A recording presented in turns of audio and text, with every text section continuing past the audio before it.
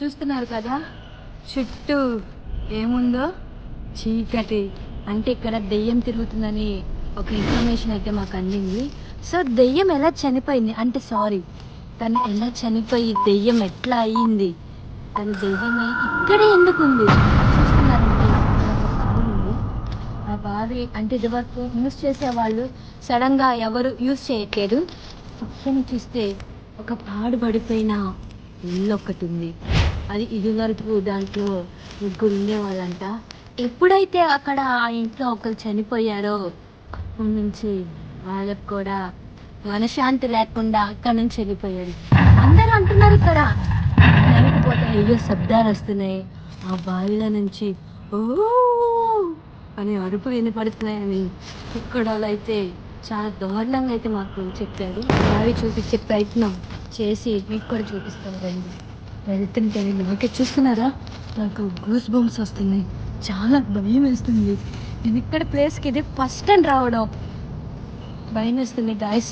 మీకు నిజాలేంటో చూపించడానికి నేను ఈ ధైర్యం చేస్తున్నా. నాతో పాటు నేను మా కెమెరామ్యాన్ తప్ప మాతో పాటు ఎవ్వరు రాలా. ఇది కరెక్ట్గా అర్ధరాత్రి 12 అయింది. చూడండి చుట్టూ చీకటి, మా కెమెరా లైట్ తప్ప ఏది లేదు. Come on follow me.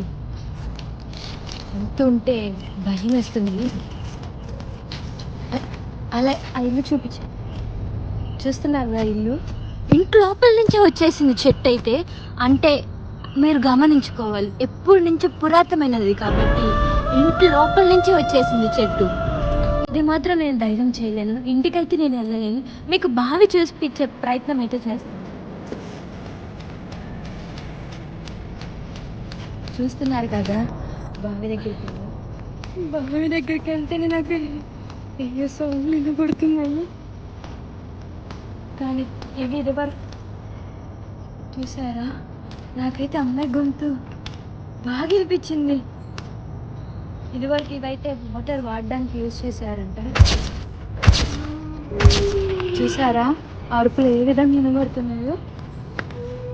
అక్కడ ఏదో ఉంది, వెళ్ళిపోతే ఇక్కడ ఉంటుంది.